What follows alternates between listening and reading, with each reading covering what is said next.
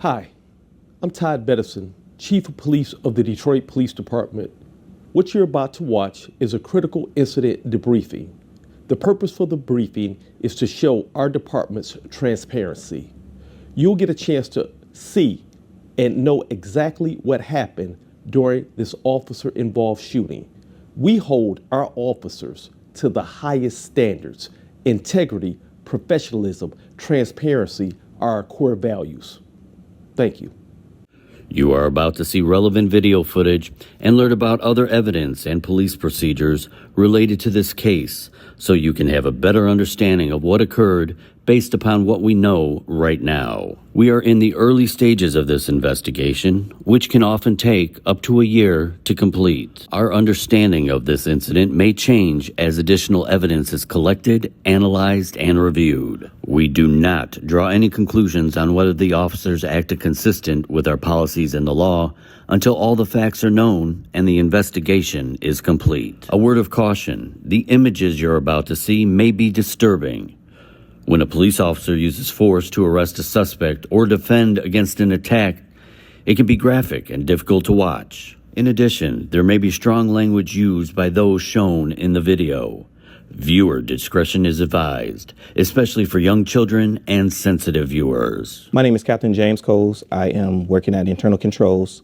The incident in question happened on July 3rd at approximately 9:45 p.m. The officers were investigating 3 individuals in the area of Meringue and Chester. 3 officers working 9th Precinct Special Operations came across 3 individuals who were wearing ski masks. They pulled over to investigate these individuals, and as they got out the car to talk to the individuals, one of them was seen holding a backpack. The officers went and talked to him and investigated, and they went inside the backpack and found a tire iron.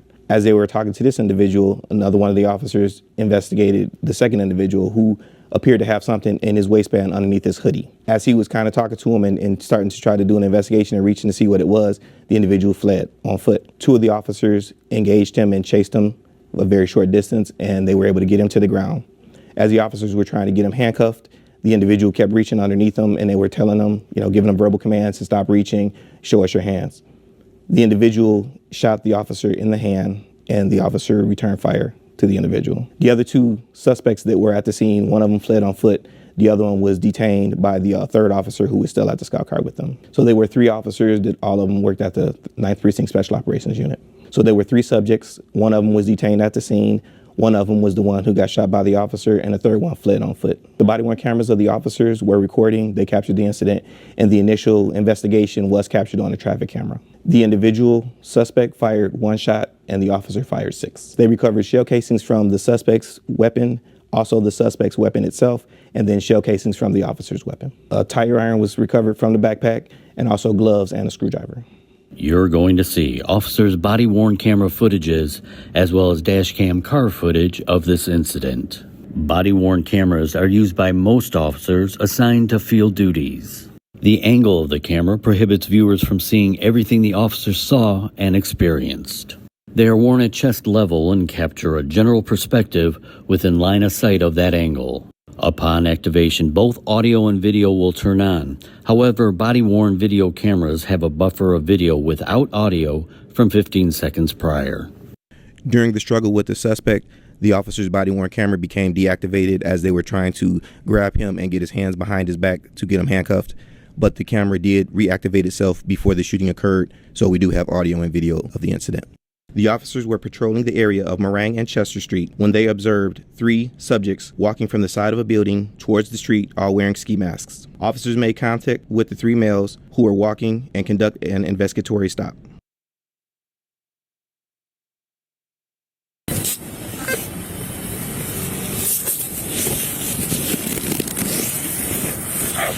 You got a whole-ass tire iron in there, man. What's that mean? That's very large. You got a whole-ass tire iron in there, man. Just one second. You got a whole-ass tire iron. Get the technique over there. Go.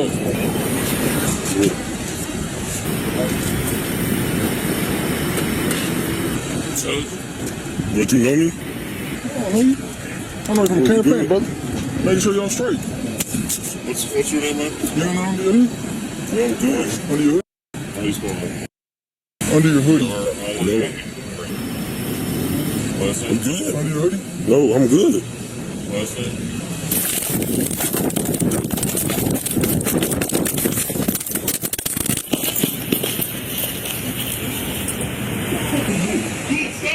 Stop breathing. It's shot you. Stop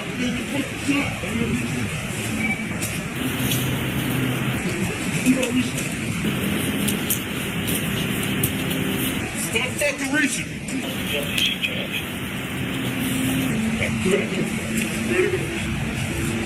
Stop fucking shooting you. I'm gonna fucking shoot you. You reaching? He's got his hand up. He's got his hands off. You ready? He's got his hands off. Okay. Put your hands behind your fucking back, man. Put your hands behind your fucking back, dude.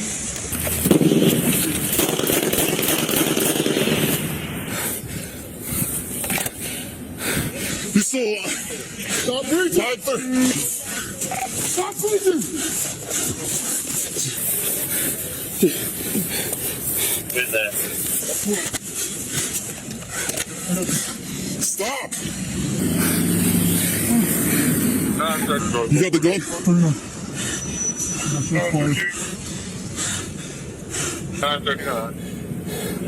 We're gonna be on Neff and Harper. Do you have the gun?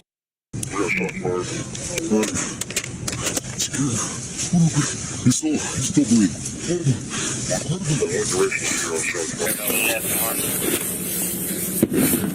We're gonna need EMS over here. Got an officer while shooting. And there's some more cars over here in EMS. He's right there. Hello, I'm Second Deputy Chief Grant Ha, Legal Advisor to the Detroit Police Department. For all critical incidents, there are two types of investigations, criminal and administrative. Criminal investigations are conducted by the Homicide Task Force, which is led by members of the Michigan State Police and additionally consists of members from the Detroit Police Department Homicide Section and the Bureau of Alcohol, Tobacco, Firearms, and Explosives, commonly known as the ATF. The task force will conduct a thorough criminal investigation by gathering and examining all evidence related to the critical incident. Once the criminal investigation is completed by the task force, it is submitted to the Wayne County Prosecutor's Office, which will conduct an independent review and determine whether or not charges are warranted. The second type of investigation is administrative, which is handled by the Detroit Police Department Force Investigations Unit. They will investigate to see if the involved officers' actions were justified, in compliance with rules, regulations, and policies, and whether it was consistent with training. Based upon the findings of the administrative investigation, discipline may be recommended. If there are issues with training or the rules and regulations, changes may be recommended.